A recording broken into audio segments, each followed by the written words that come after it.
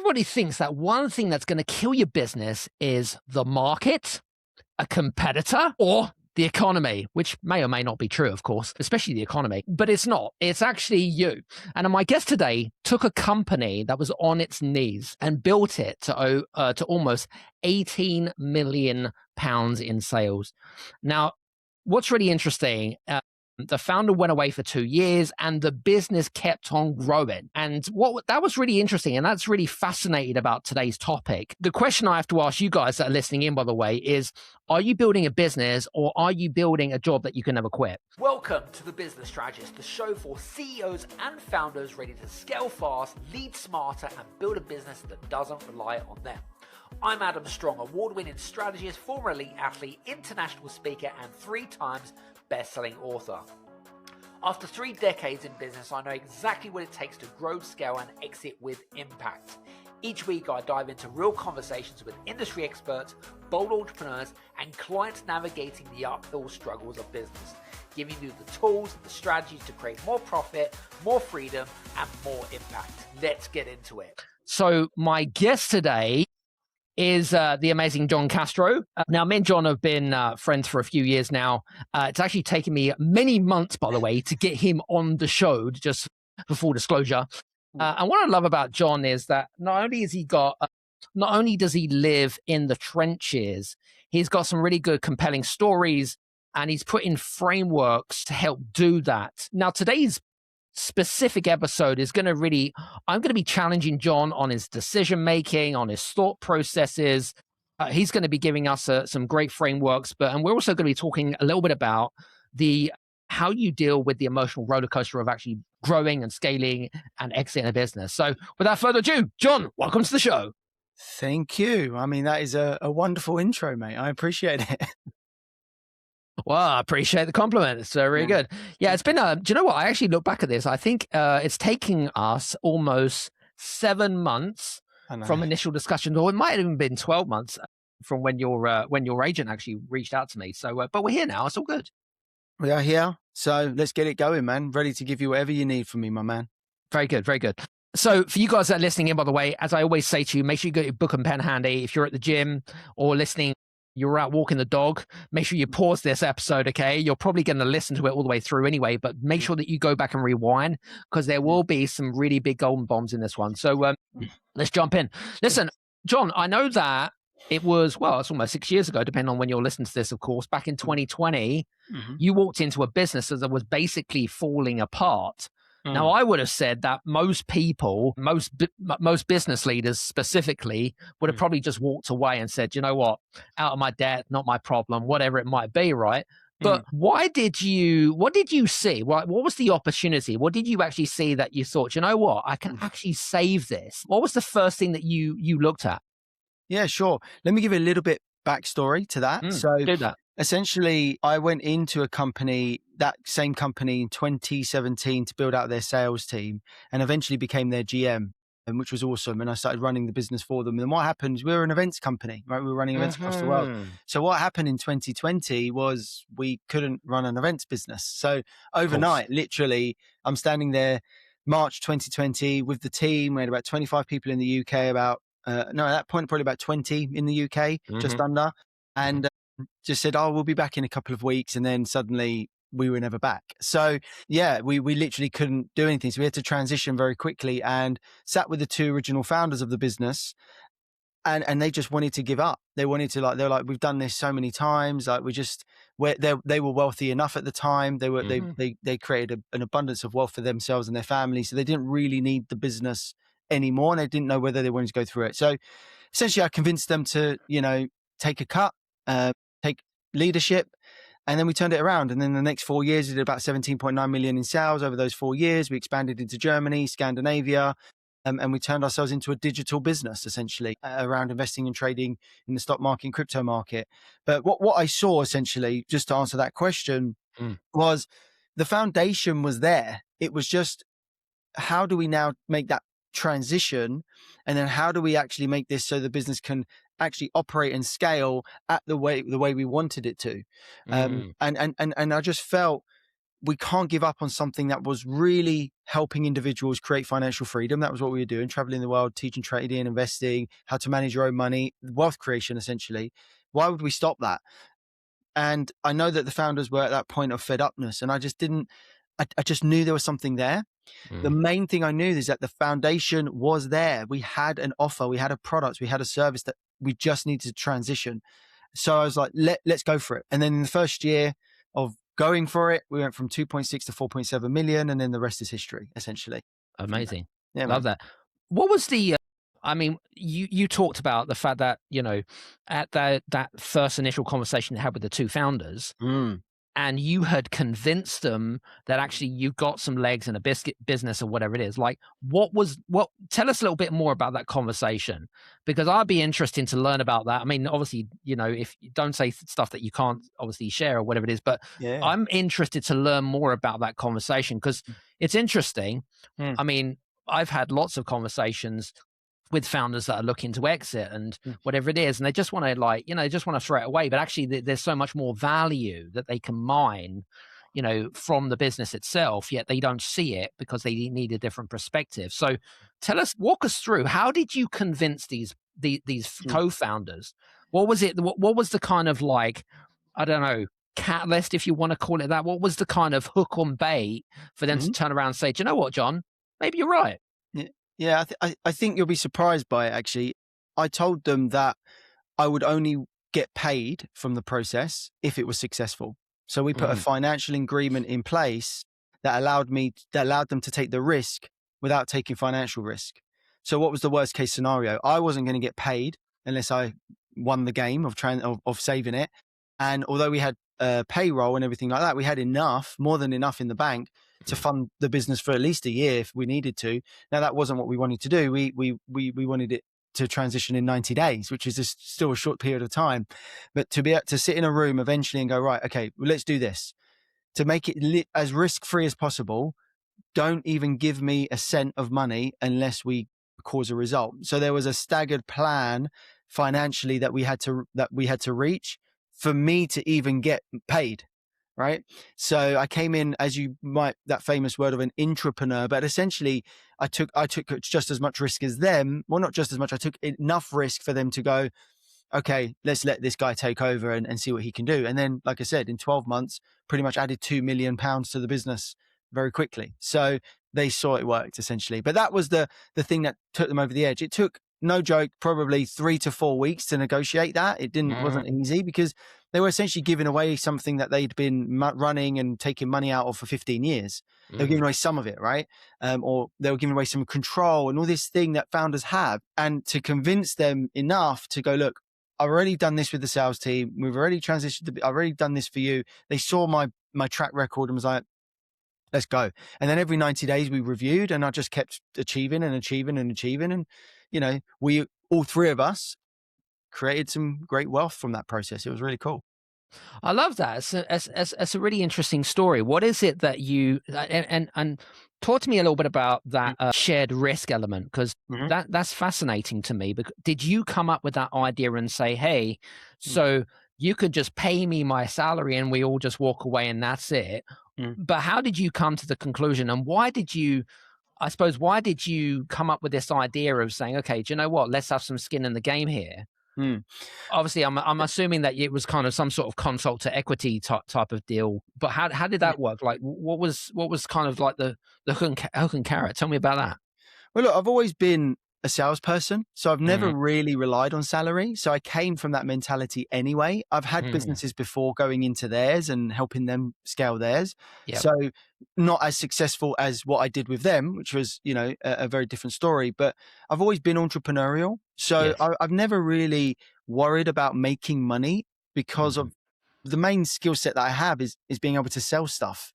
Now, selling's evolved, marketing's evolved over the years. In the last 6 years, it's just, we're in like this trust economy, which we can maybe go into later. But, I can sell stuff. So my worst case scenario is pick up the phone and, sell marketing services if I have to, whatever it is. Right. So it didn't phase me as much as it would probably phase others, just because I'd always been bonus or cape commission mentality. That's the mentality I had. However, what I would say is, when when doing it, yeah, of course, there was a bit of nervousness because I was literally like saying, okay, I'm coming in just like you. We're not going to, and none of us are going to take any money out of this business unless it's successful, unless we reach these numbers. So, but that's where it came from. And then actually, I tapped into a mentor of mine that I have been, friends with, but also a very close mentor that I've had for probably about 10 years at that time, always touch and go. And always when I had something, I always used to WhatsApp him or whatever. He helped me structure the agreement behind the scenes, if I'm honest. He helped me negotiate it and go, right, they've come back with this is what I would do. So I found people to help me go and help other people. Does that make sense? So Absolutely. I had my mentor here saying, okay, this is how I would structure this deal. If you're going to take, and actually, frankly speaking, what I did initially was not even an equity share. The reason I didn't do that, and a lot of business owners will probably understand, especially small business owners, they just had a lot. Let's just say they were running their life through their business, which we can go into later, because if you ever want to sell or scale, you've got to stop doing that. You haven't got a business if you're putting your entire life through the P&L. If your cleaner is through the P&L, like, stop it, right? It's not a business. So at that point, they weren't at the stage where they were going to make that transition. That eventually happened 2 years later, and the P&L became pure business P&L. But the first 2 years, I took a revenue share, and I took share of what money came into the business, not actually an equity or anything like that, just because. And that's another thing back to what actually convinced them, because equity is not easy to get from business owners. And actually, I would advise a lot of UK business owners, or any business owner, the small business under 5 million, to really consider other ways to incentivize people to help you scale than equity, because, it is still, that's wealth creation. So I understood that, right? And I had, firstly, one thing I say what really helped the deal is the compassion and empathy that, okay, you don't want to do equity, no worries, let's do this. And then, tapping into my mentor, and then going behind the scenes, talking to him helping me negotiate it. He goes, right, let's ask for this percentage of it. And then I just went back and forth for 3-4 weeks. And eventually we came to a number that we all agreed on. And yeah, it was a good number. And as we scaled and obviously we made more money, I made more money. Right. And they made more money, and it was just great. And they didn't have to give away anything in the beginning, none of that. So it was really, really, really great agreement. Yeah. So, it's really interesting. I love the fact that you talked a little bit about revenue share, and interesting point about some of our listeners and them being so scared about giving equity. But I guess, I think it entirely depends. I mean, I understand that equity is an asset creation. I totally get that, John. But I guess from my perspective is that it's a bit like, I guess it depends on the circumstances. If you've got a business that's turning over 5 million quid, and you've got someone that can add some serious weight to the business, right? Why would you not give a small amount of equity away, provided that it provides a win-win situation? But I guess it all completely depends on the circumstances, doesn't it? It does indeed, right? And I would say there's two parts to that. Today, I'm 9 times out of 10 wouldn't do something like that without equity, right? So if I could reverse back 6-7 years, I would have probably tried to stand my ground. I was a lot younger there. I know, 6-7 years isn't really a long time, but I was early 30s. I didn't, I just wanted to make this work. So I needed to give something and come into a middle ground. However, you're not wrong in the sense of, if you are like 2, 3, 4, maybe 5 million in turnover, and you want to go to 10, and you have someone that can come in and do that and help you do that, then there's by no means you should 100% consider an equity share with that person, or give them a 5-10% or an uplift, or even if it's just rev share at the beginning with an agreement to take equity once you hit some KPIs. That's absolutely fun, because I agree with you totally. Like, even today, I have an employee of mine on a rev share model, and over time he will get equity in the next 2-3 years if he achieves his KPIs. And and by the way, his commitment to this business is ridiculous. Like, it's just extraordinary. Sometimes he tells me to get out of bed and get going. Do you know what I mean? So that's another thing as well. I would say to you, to touch on that, just before I stepped down as CEO, and when I stepped down 2024 now, it was around April was my last. When I stepped down, before I left, we did put in an agreement in that business where the entire leadership team would get a profit share at the end of the year, because we wanted to make sure that we started implementing tools like that and bonus structures like that to have that leadership team, which, by the way, 2.5 years later, whatever it is, are still there, more than likely because they have some skin in the game. Yeah. So yeah, I agree with you with that. I just think in that moment, and it being COVID and the world not really knowing what the fuck was going on, yeah, I needed to give something back in order to get, the control of the business that was theirs for 15 years, It's really fascinating about this, and I just had this epiphany moment. We talked about equity and stuff, and I don't know, when I have conversations with people that are either raising, there's a seed raise going on or whatever it might be. Yeah. And one of the things that really come to me is, again, you don't know what you don't know, right? And so if you've got someone that can really add some value, and you've got to then sacrifice some equity for that, and I've been in situations and listened to conversations where founders have just walked away and said absolutely no go. And from my perspective, I say to them, I'm like, so what's the real reason for that? And from my perspective, it's greed. Right? It's greed. And you mentioned something which is really interesting. You got to have some skin in the game. If you don't have skin in the game, then where's the shared risk? It's all about risk management. And so and that's kind of like where you're going down this pathway, this alignment, if you want to call it that. And it's interesting what you just shared there, which is, if I'd have gone back 6 or 7 years, I probably would have changed it for consult equity and stuff like that. I'll tell you why I would have as well. And I'll add to that. I think you're not wrong. I think whenever you consult your clients, whenever I talk to, as you know, I work with dozens of UK business owners now and helping them scale and get to that point of whether they can potentially exit all of that. And the one thing I always say to them is don't be afraid to give some of it away, because at the end of the day, those individuals will be able to contribute. They'll have their skin in the game. They'll see a future just like you do. Now, I'm not saying don't stagger it. I'm not saying don't get creative.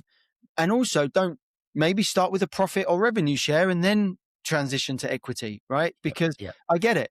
And on your word greed, I think my experience, especially from that moment, because it got quite intense, especially with COVID going on in the background, it was a pretty intensive time. I say my experience is it's a control thing a lot more than I found in greed. And I even find that with owners today. I'm like, you just want to take control, because at some level there is one thing, and I'm sure you've seen this 1,000 times, where the main thing that I've found that keeps small business owners stuck is actually, we can go into systems, tactics, strategies.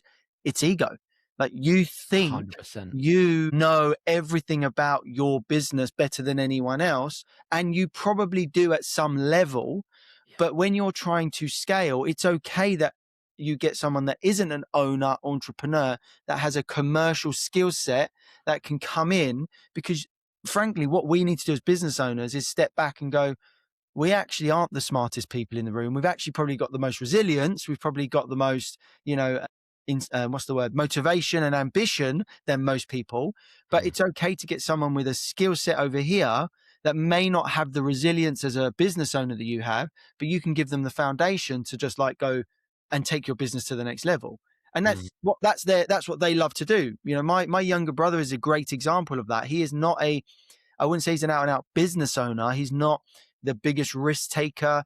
He's become accustomed to a lifestyle in where we are today in London, but he goes into construction companies and he plays and he's always a directorship role operationally, commercially, and he adds so much value to those businesses. So it makes sense to get him part of the deals, which is what he does. But is he one that's going to own a big construction company one day? I don't know. But maybe not. And you'd take someone like my brother Anthony, you'd put him in knowing he's now brokering deals for a firm at the moment that they would never get this land and opportunity to build, get these pieces of land in London unless Anthony had his contacts and his commercial mindset. So these two owners of this construction company who just, again, through grit, determination, have built this £50 million thing, have now got my brother in, who's come from a corporate commercial background, and gone, well, actually, if you want to go to 150 million or 250 million, my experience shows me we need to do this. So now that's cool, because they've got someone that maybe isn't the business owner mindset, but they've got a commercial mindset, and you just keep being the business owner that takes the risk. And frankly, my experience with business owners, hopefully this will, for everyone that's listening, one thing I want them to understand when they're running a small business, your job is to make the decisions on the risks your employees aren't willing to do. That's actually your main job, is to make decisions on the risks that they just aren't willing to do, which is usually financial risk or, business risk in that sense. And that's your main job. sign the checks that you and analyze it, that allows your business to scale, but then put the team in place that will then execute on that strategy. Yeah. That's really what you should be doing as an owner eventually. Do you know what I mean? Absolutely. And we'll talk about the framework that you created a little bit on. I want to quickly sort of ask you a quick one around the whole control side of stuff, because I mean, you listen, you work with a lot of business owners and founders like me, and you will have had lots of conversations and this reluctancy to give up control because, and generally it's not their fault in a way, is it? And it's kind of like, you know, we talked offline about the economy of trust as well. How do you work with founders and business owners that are wrestling with this whole ideal, the whole ideology of trying to give up control? And, you know, do you kind of say to them, you know, is there a transitional phase, or, you know, how do you kind of convince people, well, you know what, this is where you're at. You can actually be here if you actually put these things in place. But how do you kind of like convince them, like, and get them to overcome that mental block? Hey guys, I just wanted to take this opportunity to make you aware of a brand new tool that we've just created called the Exit Readiness Assessment. Now, it is for founders and CEOs that are looking to exit from their business operations. Now, it doesn't matter even if you're not looking to exit right now, I would highly recommend to go and take the assessment straight away. It helps you to identify areas in your business that you need to work on to help you towards that exit strategy. And at the end of it, you get a personalized report on some of the areas that you're doing particularly well in and some of the areas that you need to make some improvements to. Make sure you head over to readytoexit.scoreapp.com. That's readytoexit.scoreapp.com. Enjoy. Yeah. Well, there's a couple of things there, really. The first thing is the reason they don't trust their team to execute in the way they think they can execute. As I said, we touched on the ego part, but also you just don't have, and this is going to be the most cliche thing your listeners have probably heard before, but they just don't have the systems in place that they trust that can give to the team to execute at the level that they want it executed at. However, what's also got to be what they've got to be clear on is at some level in the beginning, they may not do it as good as you. And that's okay. Because you own the business. So you're going to do the little bit extra because your bills come from that business in the sense of it's your wealth creation tool. They're doing a job. So as long as you understand that, yes, get the systems in place, but they may never do it as good as you. But if they do it at a level that you can still uphold a high standard in your niche or industry you're in, and then it can release you to do what you should be doing, which is strategic thinking and strategic growth, then why does it matter that they didn't cross the T once because that's how you would do it? That's okay. Did they get the outcome, and is the client happy with the outcome where they would give you a 5-star review? Okay, cool. So why do you care? And I think it goes back to something funny enough I got from the Stephen Covey book. I can't remember its name now, but the Habits book.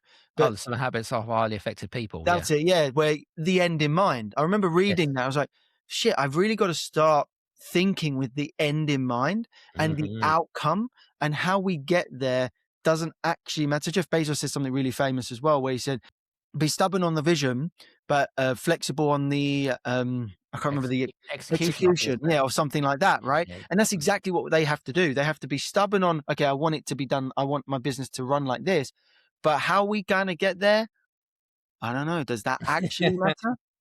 And I think that's something they just need, and that's why you and me exist, if we're honest, right? We need to put the mirror in front of them and go, look, stop, and actually just let go, trial it. But if your systems are good as well, and you haven't got systems, that's why they stress out, because there's a lack of clarity, there's a lack of systems, there's a lack of strategy, and they don't actually know how to hand it over. But once you've done that, hand it over, let it go.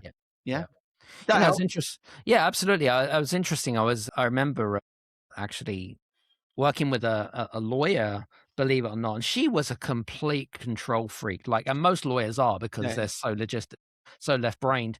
And it was really interesting. And for you guys, if you are, by the way, extremely love your job, extremely knowledgeable and left brain logistical mindset, one of the things that I found really works really well, John, Mm. is actually making a full list of all the things that you do on a weekly basis and say, what would you be confident in handing over? And it's kind of like baby steps, you know what I mean? Like you do one bit, one bit, one bit, and then eventually you're able to then kind of, oh my God, I'm giving all this away, and you're okay with that. You know, it's kind of a transitional period, but I know about the struggle, and I hear the struggle for you guys that are listening in, by the way. So, but thanks very much for sharing that with us. I'll add to that actually, mate, because I Yeah, think go you've on. nailed that actually. And that's the first thing I do with any business owner I work with is we have something I've developed called the founder efficiency system. And it's Mm, literally a brain dump of what you do every day, every week, every month. What are those tasks you do? And we score them on growth impact. We score them on energy level. We score them on what area of the business that actually is. So for example, I had a business owner the other day fill it out and he put in an Amazon order. And I was like, what do you mean Amazon orders? He's like, yeah, I do like, when we need office stuff. I'm like, what are you do? Like, why is that even in your awareness, at £2.5 million turnover? So that's something, that's something immediately we're like, and I know it's only like 30 minutes a month, an hour a month. It doesn't matter. It's brain capacity that we're trying to release. It's not actually sometimes just time. So mm, what you're saying there is exactly what we need. Any business owner should do first, get clarity on the 5-7, like quick wins. Then the next 5-7, like what I call friction points, like yeah. what's really coming back to you all the time that shouldn't be.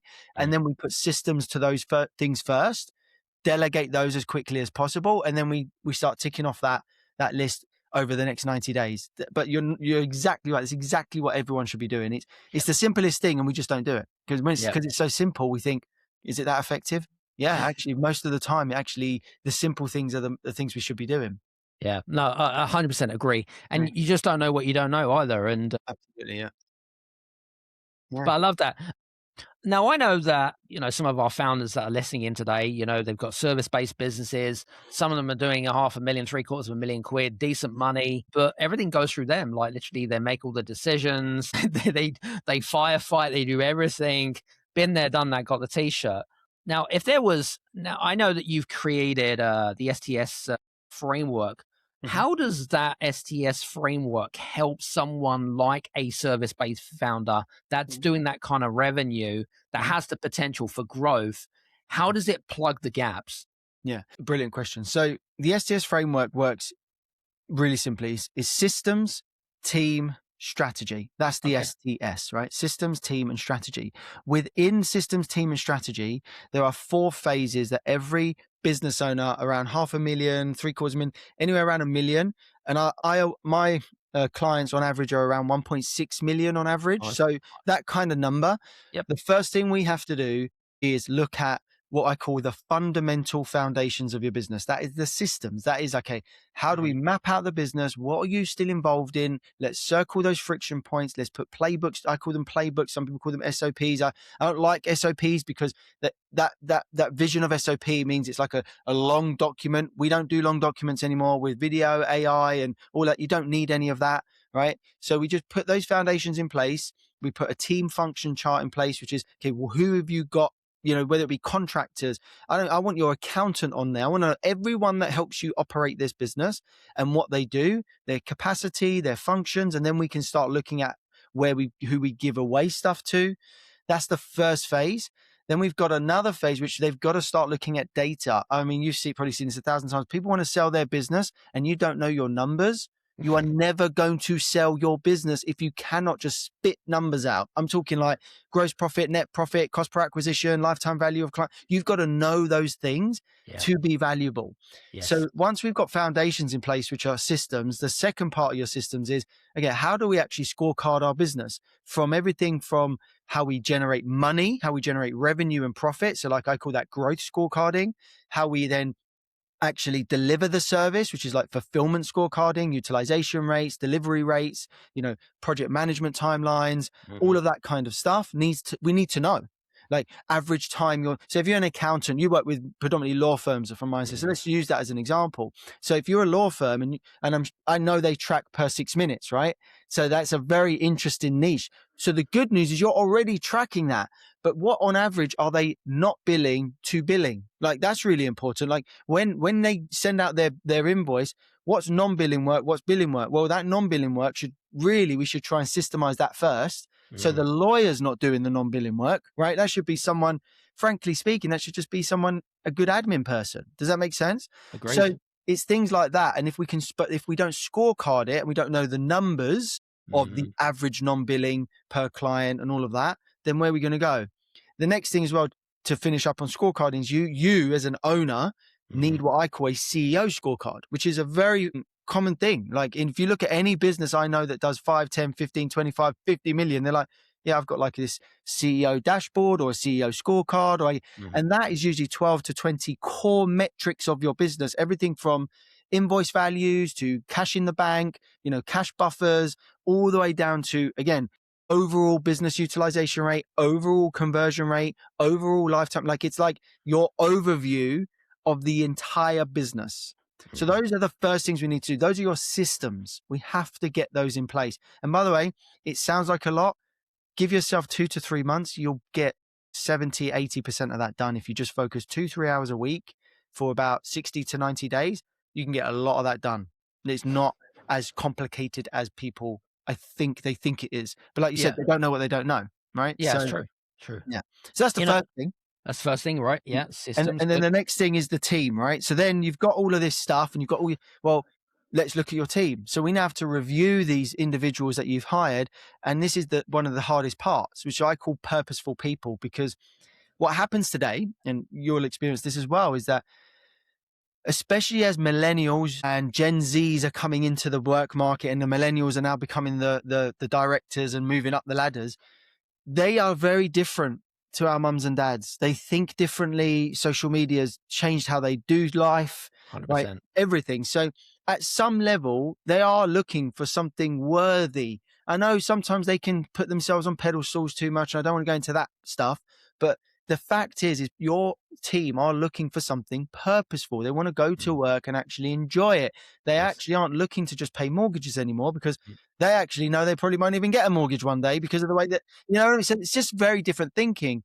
Yeah. So when we've got these systems, we've got to go look at our team and are we managing and leading them properly? So we need to put infrastructure in for that, whether it be regular check-ins, regular one-to-ones. And I'm not talking like regular as in like, what people say, oh yeah, I meet my team every 6 months. No, those aren't one-to-ones. Those are appraisals. Those meetings are usually someone looking to come and ask for a pay rise. That's really what they are. What you need to do is once a month actually speak to them. How are you? Know their family members, know what's going on with them, and actually come and lead these individuals and hold them accountable, though, to the systems you've just built, to the KPIs we've just put in place, to the scorecards, to the playbooks, to the what I call mapping, the value mapping of the business, that kind of stuff. And once you've got the people in, well, what's the vision now? There's a strategy. We need to go, what's the vision? What's the 3-year plan? And can we communicate that and cascade that down to the team where everyone is what we call heading in the same direction? Elon Musk calls it vectoring, where everyone is going in the same direction. And that's the strategy element. We have to have a strategy with a 3-year plan that works in what I call, we just spoke with offline, 90-day sprints, right? 90-day quarterly meetings that look at the business over 90 days. You can't scale a business in 2 weeks. It's got to be done in 90-day chunks. The tax man works in 90 days. We should work in 90 days, right? And that's how we look at it. So you've got your systems, you've got your team, which is your people, and then you've got your strategy, which is your long-term vision and how you're going to execute that you can also communicate down to your team. So that's the entire thing that everyone, in my experience now, needs to do without a shadow of a doubt. With that, you've got a sellable asset. Yeah. So got a quick question. So you're saying, so with regards to the SES framework that you've created, when can this be implemented? Is there a certain turnover that they need to be hitting for it to be fully effective? What have you found? I have found that the minimum turnover, and I'm talking not like your first year, if you have constantly been hitting 50 grand a month turnover, 500K a year, and you've been doing that 3, 4, 5 years in a row, you're at a place where you need this stuff, because this stuff is going to get you to 1 million, 1.5, and then the next level, right? Yeah. But if you're at even 1 million to 5 million, I'm working with a founder right now and a business owner right now who's doing about 4.7 million, and he's still like, he was like, oh, mate, I'm just drained. And he does what are those garden rooms at the back of houses and stuff like that, you know, those, Oh, and he yeah, builds yeah, he those, does right? those special builds and stuff like Yeah, that. like, you Yeah, know, yeah, everyone's getting home offices or garden rooms, and yeah. he does Yeah, those. my accountant's got And he one. actually, what he said to me is he hit 4 million and he had to shrink because it got so stressful. Do you see what I mean? Mhm. So, and that's because he just didn't have this stuff in. So I would say 500K to about Yeah. 5 million. I mean, you'd be surprised if you're at 10 million and you're still in the day to day, then you need this stuff. But I would say that's the sweet spot for this stuff I'm talking about. Yeah. Because when you're over 5 million and let's say you net on average 20%, you've got enough cash flow, frankly, to just go and get 4 or 5 great bloody leaders, drop net profit for a year or two while they just go and do it all for you. But when you don't have that and you're under that, you need to start putting this in yourself a little bit. And that's how you then can go get those leaders.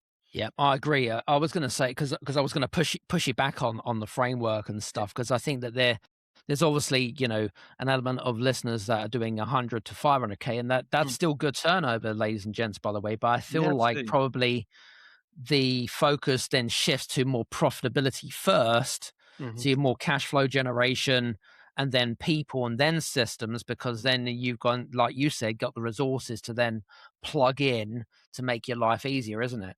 Absolutely. I'd add to that as well. When it comes to cash flow, the reason you probably have cash flow issues is because you've got inefficient systems and you don't track your numbers properly.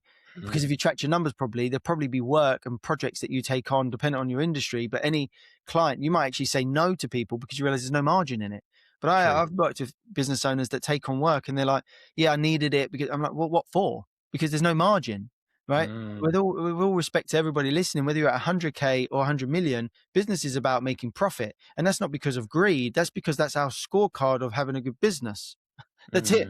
Like, why, unless you're a non-for-profit or you're a charity, we need to make profit. We need to make cash flow. So yeah, man, it's very important. And I would say that for those people that are making a little bit less than 500,000, you should still start looking at systems. You just may not need as many as all the stuff I've just said, but you definitely, like, you might have 2-3 people in your team. Okay, well, as a team, that's even juicier because you can sit together and they're probably a lot more involved and you can start doing these things now. So when you do get to 500,000, 1 million, you've already got some foundation in place. Because when you hire staff as well, back to people, nobody wants to come into a chaotic business. Nobody wants to work in that. They don't know they're going to come and work in that. And then people go, well, they don't stay long. Well, they don't stay long because, frankly, with all respect to everyone, I hope this doesn't come across wrong, but you're terrible to work for. That's why, because they're coming into chaos. So if it's chaos for you, why would they want to manage your chaos? Do you see what I mean? Absolutely. So I think, again, I'm directing a lot of what I'm saying to the business owner. So if you're listening and this is really to the business owner. Yes.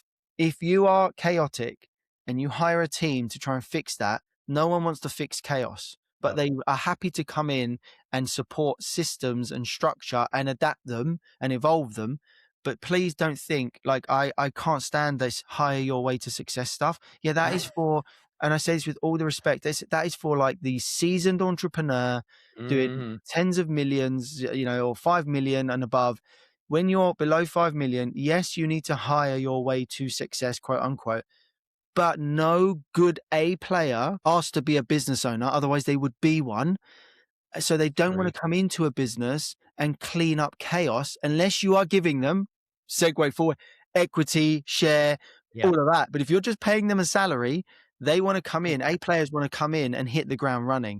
Of course right? they do. So they don't, hopefully that helps your listeners to understand. No, that, absolutely. when I you're think looking at team members, ignore this hire your way to success stuff unless you've got great systems in place, because it just won't work. Yep, agreed. Love that. Is there any such thing as, because I know you're hugely passionate about systems because that's your thing, but is there any such thing as, can you over systemize a business? Is there any point where processes, playbooks, all of this, you know, all this systems nonsense that we're talking about, where it begins to choke the business rather than kind of making it more efficient? Have you seen that? I absolutely have seen that. You are not wrong, mate. To the point where I saw a business owner who had a process on how to use the coffee machine. And I was like, what? Why? Why do you? Oh, I just want to make sure everyone keeps the thing clean. I get it, right? Just have like kitchen rules or something, but you don't need like a document on how to use it. I mean, it comes with a manual, but yeah, you're absolutely not wrong. And I think that is the biggest misconception of what a lot of people think when they talk about processes or SOPs, and you think you need to document absolutely everything. And I couldn't disagree more. What you need to document first, phase one, is what the 4, 5, maybe 7 friction points or bottlenecks or things that you shouldn't be dealing with. Start with you, start there, and even for 1 year, nail those. No, those 7 things that keep coming back to you. I'm talking like client inquiries. You're still writing proposals and quotes, which by the way, you don't need humans for anymore with bloody Claude. True. You just set up a Claude project and it should be doing your quotes for you. Right. We won't go into that, but that's what you should be doing. But the point I'm making is, yeah, you're not wrong. Like they just, and I'm like, funny enough, I had a client, I hope he doesn't see this, but I had a guy come to me the other day. He owns care homes and he's like, yeah, I'm doing all these SOPs. And he showed me, I'm like, oh my God, no wonder your team are like, no, please don't do this stuff, because he's got hundreds of what I call digital dust. That's all you've created. Digital dust. Yeah. No one wants to deal with that stuff, right? They just don't. So I couldn't agree more with what you're saying. And I've seen it a lot. And also for those who haven't done it yet, don't let thinking you need 100 SOPs stop you starting small. 2, 3, 4, 5 core functions that keep bothering you, that you feel you shouldn't be doing. Start there. And then we build from there. That's how I would personally do it. And it's worked phenomenally for my clients. How would you, I mean, it's really interesting. Like, you've gone from, I suppose, ex-GM of sales to CEO role, and now you run your own consultancy effectively. How have you created that? What's been the mindset shift for you? Because they're three different roles. Yeah. 3 different skill sets. And yet you have kind of like, you're seeing things, you're seeing patterns, and you're seeing whatever it is, and you're duplicating whatever it is that you're seeing. How have you found those transitional periods in your career? And what's been the main identity shift for you? That is a really good question, mate. Really good question. Let me think about this, because I want to give a really valuable insight for people. Okay, I think the main thing for me, obviously, when you're a CEO, it's just a completely different role. Yes.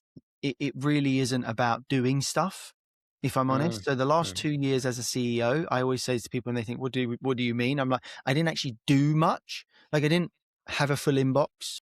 I didn't have, because I had an EA who dealt with that. So, as you become a CEO, what you're really doing is you're shifting from being a bit of a doer, strategic thinker. Like as a GM, for example, I was a strategic thinker. I still done stuff. Sometimes I even took a few sales calls because I liked it. And, I got involved. I went on the sales floor and coached people. As a CEO, you actually realize you don't need to do any of that. What you actually are doing is managing 4 or 5 core leaders of the business who then cascade everything down to the team, right? And being an expert at doing that, being an expert at seeing pattern recognition, whether it be in the business or in the people running the business, where you can adjust things and be agile. Also looking strategically, whether you're looking for expansion. So we built a country partner in Germany. That's my time is there. My time was, what can we do in Scandinavia? We had a country partner there. My time was, okay, do we now frankly minimize our team slightly in the UK and start looking at South Africa and India? And we did that. And we had South Africa team members. We had teams in India. We had teams in Germany. And that was what I was doing. But the physical running of the business, I didn't do much. I led it. I sat in boardrooms. I let the team present to me. They gave me recommendations. We had a process that we run through, which I teach my clients now. When you do your, what we call HODs meetings, heads of department meetings, you lead it in the sense of you're at the top, for example, but they come in and they fill in what this template that I give them to give to their team, which shows highlights, lowlights. Here's my scorecard. Here's my KPIs, where I'm at. Here's where I need help. We don't need to know what you're doing well at the moment. If you need help, this is what this meeting's about. Any recommendations, you've always got to come with solutions. So any recommendations, and then that's what I was doing. So that transition was so hard to the point I had a team member come to my office once and sit down and ask me to leave her alone.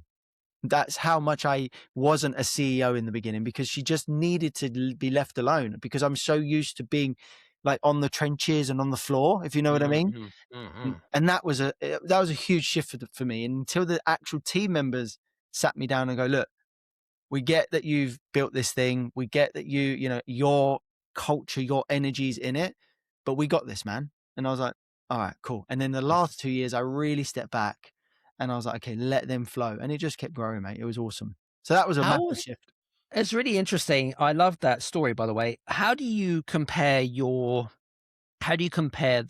role of CEO to founder, Mm. you know, in terms of, because I mean, two very different roles. You've held both of them, Mhm. but because, and again, the reason I'm asking this question is because, you know, we have business owners and founders that are listening in right now, Mhm. and then there'll be people in management, which is CEOs.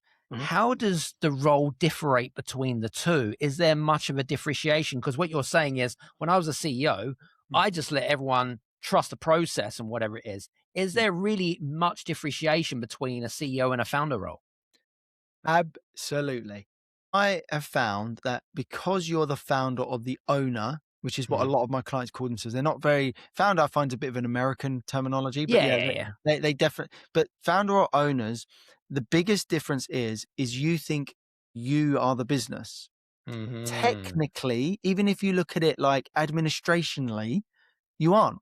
You just own shares in a document that says there's a business called this, right? Called John Yep. Castro Limited. Sure. So to go from that to a CEO, you have to remember you have a role which essentially is employed by this entity to do a specific job.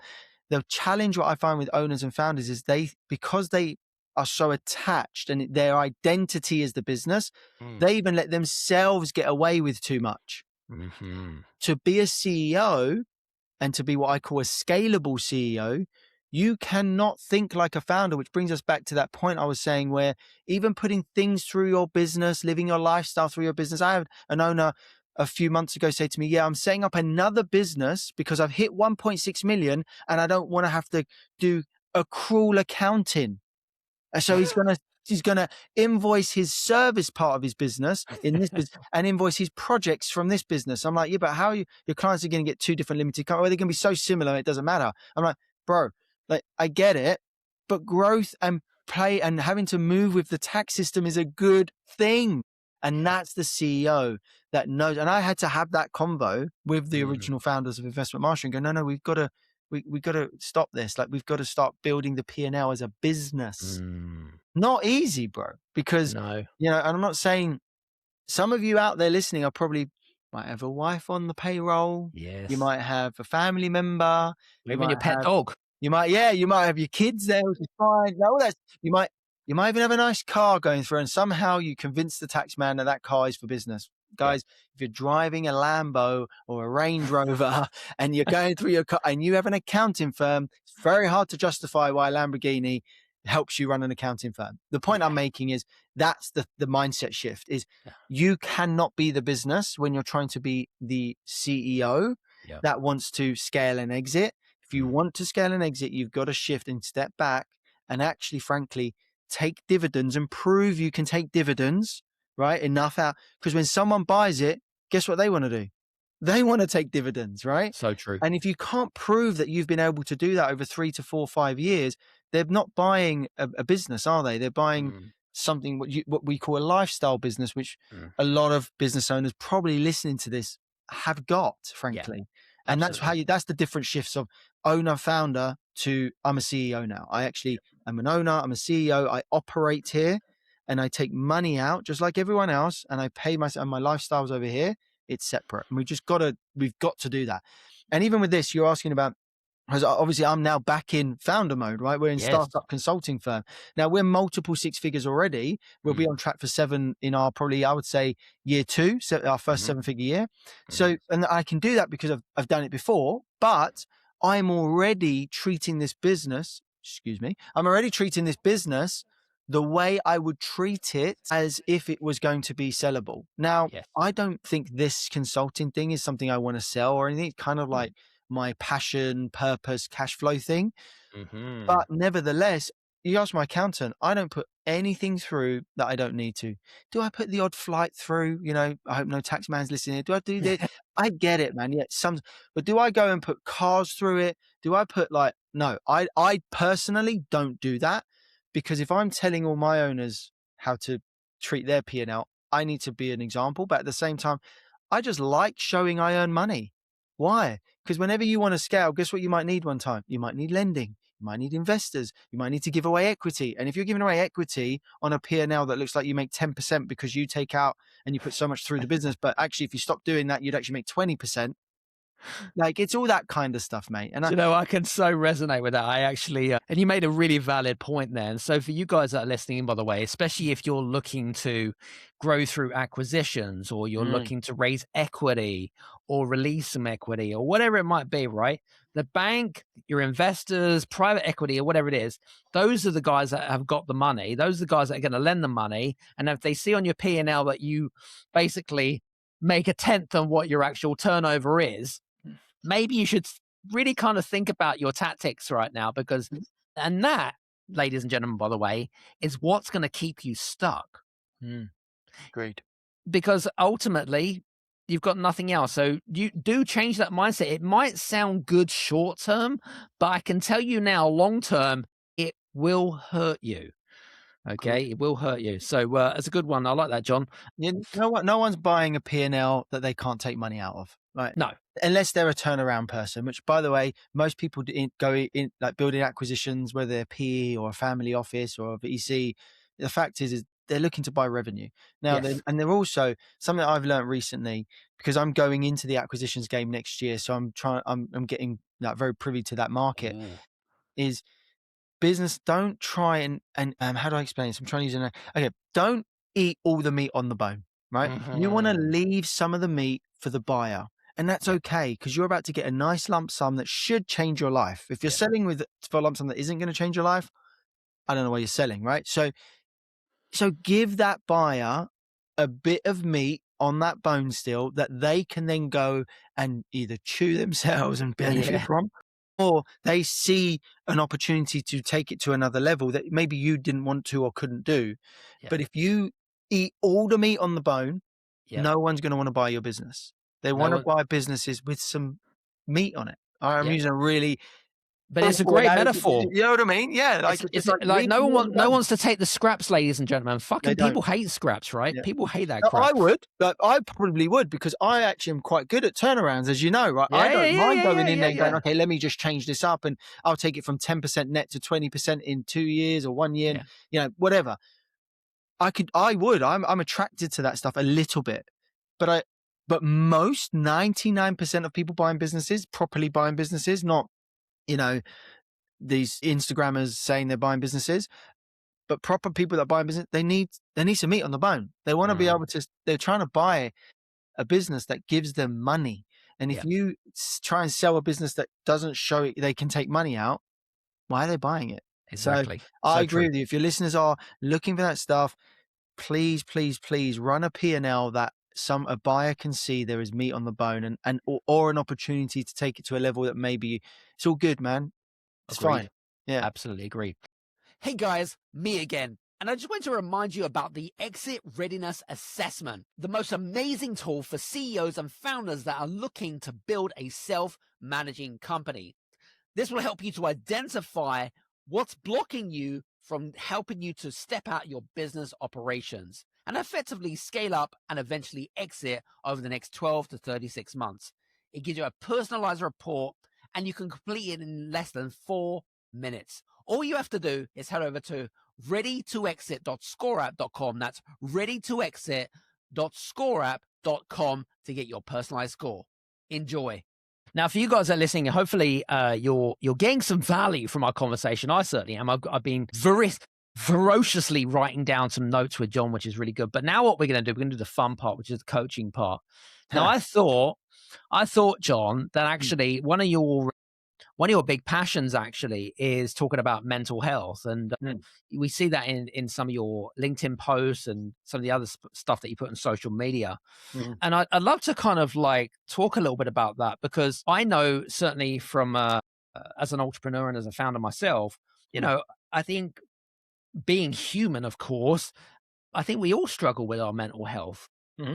And me personally, I do struggle with balancing, family life and having kids, and like there's a lot of things to juggle. You know that because I mean, you got a wife and stuff like that. So Mhm. it's very difficult, and I find people that, or founders more specifically, that have not experienced what I call the founder's roller coaster have never lived, in a nutshell. But most people generally have been on that roller coaster.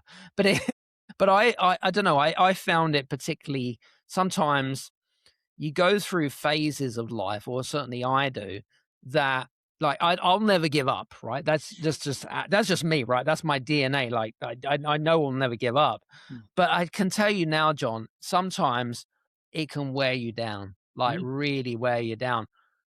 Do you have any tips about people that are on an emotional roller coaster where it might happen every 12 months, every 6 months, or Mhm. even every sort of 5 years? What do you advise some of your clients on that emotional roller coaster? Because, I mean, listen, like you had alluded in our conversation, which you're absolutely bang on, Mhm. the founder is very much emotionally attached to the business, Mhm. because it's their life, it's their passion, it's Yeah. what they've built effectively. What do you advise people? I'm going to go two directions with this. I'm going to go tactical, and then Yep. we'll go a bit of mindset stuff. All right. Sounds So good, man. tactically, the reason that you're probably stressed about your business is two things. You either think you need to do 100 things and you never get any of them done. So we need to now actually simplify that list of 100 things and Mm, prioritize where we spend our time in our business, because you just cannot do especially probably the listeners here who are probably sub 5 million with a smaller team of maybe five, mm. 10. You can't do what Amazon's doing. And that's okay. Right. So just take your 100 ideas, pick 2 or 3 every 90 days that you're going to give energy and effort to, and everything else goes in a box. It will help you de-stress. You just have to accept you can't do it all right now, and that's okay. One step, because over 2, 3, 4 years, those small projects that you take on one bite at a time will compound, and Mm, eventually you'll go from agreed. 500K and suddenly you're a £5 million business with 30 staff, right? Mm, mm. But if you just keep and the reason we have this list of 100 things to do, and I'm going to go a little bit now to what we do personally, is social media. You're Yeah. just consuming more than you're creating. Yes, And we all agreed. do it. I Yep. doom scroll, you doom scroll. We all have those. By the way, Jeff Bezos probably has a moment where he has a doom scroll. Maybe not. Maybe he's that unique, but I know Elon Musk doom scrolls because he's on Twitter. He's on X more than anyone, right? So, and I know some extremely successful people that make hundreds of millions of dollars in their business that have a doom scroll now and again. However, they are very good at knowing what to watch and listen to. And actually, funny enough, a lot of the most successful entrepreneurs, they don't actually follow business people on social media. They follow comedians, they follow, stoicism stuff. They're not Yeah. actually follow. But nevertheless, that's my point, is that you've got just so much going on because you think you have to do 100 things. It's back to that processes thing. You think you need 100. No, you don't. Same with your project, same with your business. And the reason you think you've got 100 things to do is because you're consuming too much rather than just getting on with the work. And when you don't do what you said you was going to do, emotionally, we feel shit. Right? Yes. We feel like we're failures because we associate not doing work with failure. And the reason you're not doing work is because you're trying to do too much. And that's a fact. And Mm, it's okay to focus on 2, 3 things only. That's okay. And those mm. 2, 3 things will move the business forward 1%, 1%, 1%. And over a year, as I said, that compounds. So that's the tactical part of it that Love will that. help you understand why you're feeling that way. Because I'm sure, like you, a lot of us have a to-do list. I tell my clients every day, at worst case, at minimum, every week, I want you to write down what you did, not what you didn't do. What did I complete this week? What did I complete today? Mm, Because mentally, that's going to shift your emotion to go, shit, I actually did quite a lot. And I'll tell you where I got this from. It's actually one of my a therapist of mine, where I had a moment where I stepped down as CEO, where I was lost for 6 to 12 months a little bit. I was mm. like, who am I now? Like, what do I Yeah, do? yeah. I literally woke up. I'm not going to an office of 25 people. I'm not jumping on 10 Teams calls today. This is really weird. Anyway, we started talking, and about he said it to me once. He goes, you relate rest and not working with being unproductive. And being unproductive means you're a failure. And I'm like, wow. That's interesting. I like that. I can totally relate to that, John. Right. It's like you stop doing work, so now your business is going to fail. I'm like, so for all the founders, the owners here, it's not like it's okay to enjoy the British sun right now and have a pub garden night with England, right? It's okay because, by the way, none of your clients care about you at 10 p.m. or 9 p.m. kickoff for the World Cup tonight. Like no one cares, right? No one's thinking about you right now. But on Monday they might be, so that's okay. So deal with it Monday. So it's kind of like, as I said, just to give it full circle, is you think you've got a lot to do when you actually don't because you're just consuming too much, not creating, right? So what you need to do is prioritize and filter what's the biggest priority in the business right now, focus on that, and actually acknowledge yourself when you complete something so your mind and your emotions go, actually, I'm all right. I'm actually doing all right. And when my therapist said that to me, he also asked me to tell me what I did in one day. And he stopped me at 8:30 a.m. Right? I was going, okay, well, I did this. He goes, do you know by 8:30, you have done something for your health. You have been responsible. You've taken the dog for a walk. So you've been responsible. You've replied to a team member because some of my team are 2 hours ahead of us. So you've replied to them. So you've done a little bit of work at some, you just listed it. Because do you realize at 8:30, most people are still driving to work and you have done 10 things.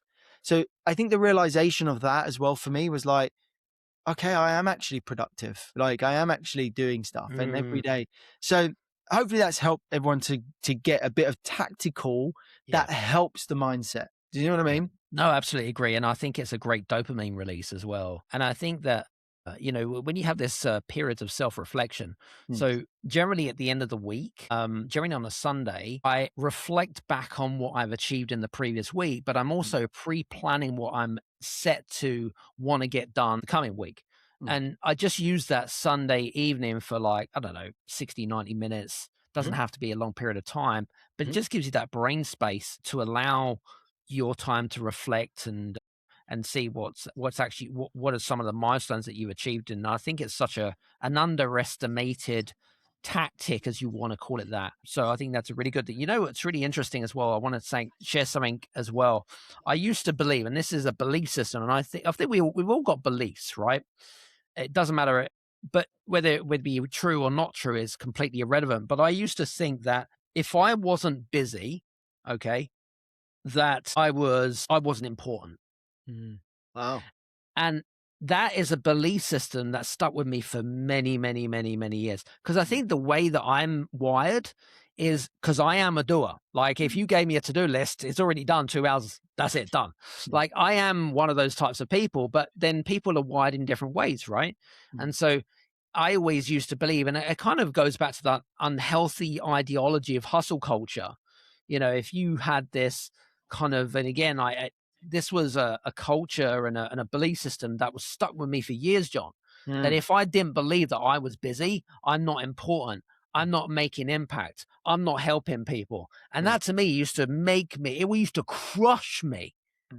You know what I mean? And I'm not sure if you've ever experienced that, but for those guys that are listening in, by the way, and I don't know if you can relate to this in any way, shape or form, is there anything that you would share, any final thoughts on that final kind of question? Yeah. I mean, well, appreciate you sharing that because I think 9 times out of 10, every owner, business person is exactly like that. And I have exactly the same thing. And I realized, so my final thought on that would be, it's okay to rest. It's okay. Thank you. Rest is productive. It's like trying to tell, let's use, because World Cup time, whenever you're watching this, it's like World Cup at the moment. Yes, of But course. those footballers play the game and they don't go and play another one straight away. No. They leave it on the pitch for 90 minutes and then they go and they take a few days off because, and as business owners, we are also quote unquote professionals. So, but we are professionals in another way. We're probably more mentally challenged and physically challenged like sports people. But what's interestingly enough, and I want everyone to understand this, and I hope this could be a great final thought for you, is if you wanted to become the world champion boxer, right, and you had to go and do that, you would go and push yourself to limits But your trainer would also then go, now go home and I need you to get 8 hours sleep. And by the way, most peak athletes don't just get 8 hours, they rest during the day as well, because they know they're about to push their body to the limit. You're just pushing yourself mentally to the limit. But Yes. why is that any different to physically? Because we all know, and we don't need to go into that, but whether you want to go spiritually or science-based, your mind is creating what's going on here anyway, right? Because our thoughts create our emotions, which our emotions create our actions, and our actions create our results. So overall, it's okay to rest. I will add a disclaimer. As long as you don't use rest to procrastinate and avoid what you need to face in your business. Yeah. That's the main thing. Just be really good, train yourself in self-awareness, get to know yourself and know when you're resting for rest's sake or to just spend time with family, which is why we all do this anyway, probably. Actually re-engaging with your purpose, and then also know when you're actually just taking rest because you're procrastinating too, because that's not an ideal thing. So hopefully that's helped them. Yeah, definitely. I mean, going back to the whole kind of high sports performance, and being an elite athlete and stuff. We talked about the importance of rest and recovery. All the top athletes do it, right? It's just as important as actually training. And you hit the nail on the head when you're like, just because we're not physically pushing our body, we're mentally pushing our body. You're absolutely 100%. And kind of rest and recovery is so underestimated, I think, because it allows you and gives you the free space to things like create self-awareness and self-reflect and improve and just things like that. The other thing that I would say, and again, I'm going to kind of ask one final question, is the constant. So logically, I know for a fact that logically rest and recovery is important. I know logically 100% all the top athletes do it. But the other thing that's wrestling with me is guilt. So you've got guilt and then you've got rest and recovery. When you've got those two combinations, because they're two very polar opposite outcomes, how do you balance between someone that is feeling guilty to someone that needs to rest and recover? And I'm sure that you've probably had conversations with some of your clients where you can see that they're pushing and pushing and pushing and pushing, and you know that they're on the brink of breaking if they don't ease up. What do you say to those people? That's really, really good. That's a really good question. I would tell them the reason I have felt guilty stopping work is because I think that if I keep doing more, I can push things forward. But the problem is you're pushing things forward at 50% capacity when you're at that point, what you're talking about. True. So is it better, genuinely, this is a strategy for you to perform in your business? Is it better to go, actually, I will just take this Saturday, just this one a month if you want, right? Yeah. And I'm going to actually do nothing. Like today, I had I had a mastermind day yesterday where it took it out of me. I'm in front of the room all day. I'm on my feet all day. I'm dealing with emotions. I'm dealing with this. I'm dealing with strategy. Like my mind, woof.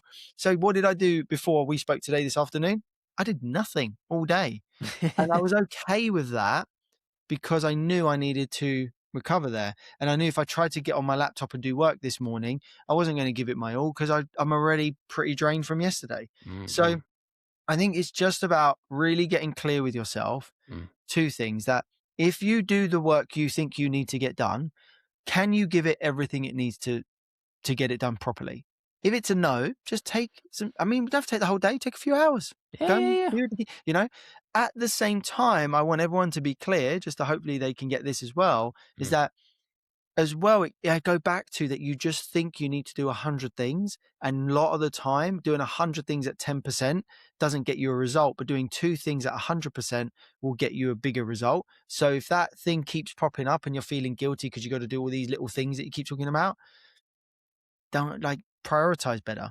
And I think your Sunday thing, you nailed it when you said it is the most underestimated 60 minutes of your week, which is Sunday, brain dump, clear the decks, as I call it. You're ready for Monday kind of stuff. Yeah. So hopefully that's helped them understand that as well, and giving some value to them. I always go back to the question, and again, this is a question I ask my subconscious, which is this worth it? Hmm? And it sounds really fucking stupid, but, Yeah. and it's kind of like, is it worth me killing myself? Is it worth me, doing this and whatever it might be? Because, hey, we only live one life. And, you see so many people that are affected with mental health, anxiety, even heart attacks in people in their mid 40s. It just kind of like draws me back. And I just kind of think to myself, do you know what? Mm. Is all this stress really worth it? Yeah, absolutely. And I think we all need to look at that. And I think a lot of us start businesses because we want freedom and Yes, choice. And agreed. all you've done is not create any of that. No. So brings us full circle really is that, in order to scale, exit, or even get a business to where you need to get it to, in order to get that freedom and choice that we all essentially started our businesses for, you need your Mm, systems, you need your team, you need your strategy, but you also need to be, what I say to her, you also need to be kind to yourself, man.